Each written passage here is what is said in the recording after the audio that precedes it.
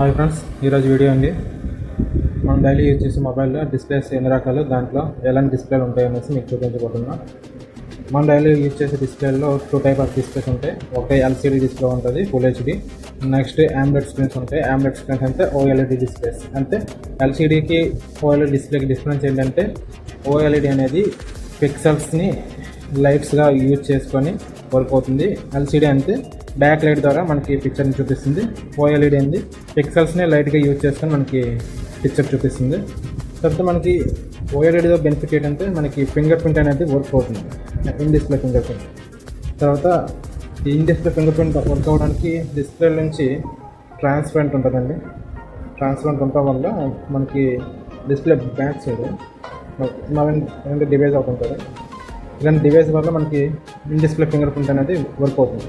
Display back side display అనేది OLED కాబట్టి transparent ఉంటుంది.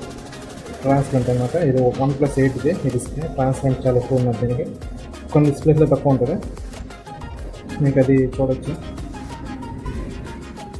చూసారా?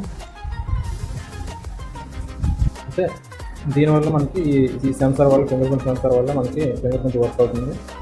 అదే ఎల్సీడీ డిస్ప్లేకి అయితే మనకి ఫింగర్ ప్రింట్ ఏం వర్క్ అవ్వదు. అది ఎందుకంటే ఇది బ్యాక్ లైట్ దగ్గర వర్క్ అవుతాయి కాబట్టి. బ్యాక్ లైట్ అంటే ఇది చూపిస్తాం చూడండి, అండి బ్యాక్ సైడ్ లైట్స్. ఈ లైట్ ద్వారా మనకి పిక్చర్ రావడం వల్ల, లైటింగ్ రావడం వల్ల పిక్చర్ వర్క్ అవుతుంది. అదే AMOLEDలో పిక్సెల్స్ మన లైట్గా యూజ్ అయ్యి మన పిక్చర్ అనేది ప్రొడ్యూస్ అవుతుంది. ఈ వీడియో మీకు అర్థమైంది అనుకుంటున్నా. వీడియో నచ్చినట్టయితే లైక్ చేయండి, సబ్స్క్రైబ్ చేయండి. Thank you for watching.